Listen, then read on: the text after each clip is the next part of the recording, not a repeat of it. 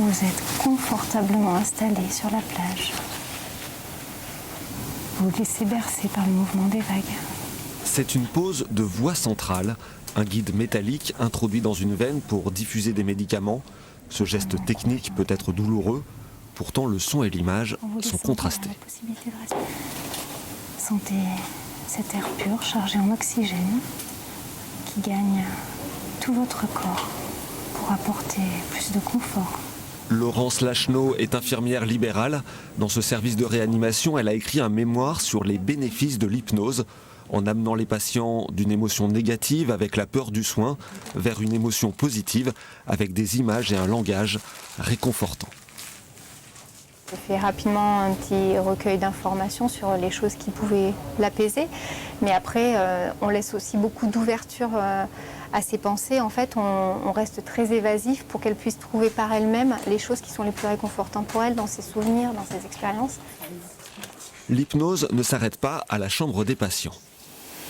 Pendant que vous profitez sereinement de cet instant qui n'appartient qu'à vous. Alexandra a été hospitalisée dans le service en urgence pour une grave infection, une expérience marquée par la peur de mourir.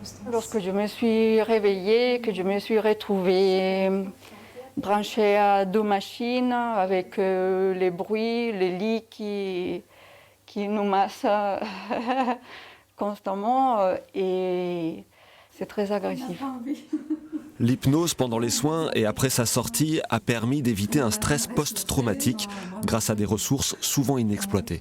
On sait quand même aujourd'hui que le cerveau, on n'en utilise qu'une toute petite capacité. Et l'hypnose, c'est une façon, en se mettant en contact avec notre inconscient, d'utiliser un petit peu plus de nos capacités cérébrales. En fait. Quand je vous dis attention, je pique, forcément, vous avez l'image de je vais piquer, ça va faire mal.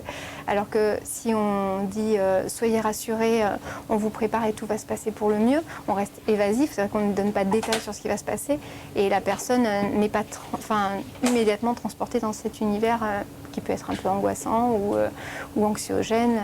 Et bonjour Laurence. Laurence Lachenot a travaillé avec un médecin du service, convaincu depuis longtemps, qui apporte ainsi de nouvelles données à la science. Chez nous, on a pu valider qu'effectivement, on avait des meilleurs scores de confort chez les patients sur lesquels le travail global apparaissait insuffisant. Retour dans les couloirs du service. C'est un patient qui a passé 7 mois chez nous. Il a des hallucinations. On voit des infirmières dans la chambre qui lui disent de rester là. L'étude est terminée, mais les besoins sont toujours là. L'objectif est maintenant de former ou de sensibiliser un maximum de soignants partout en France.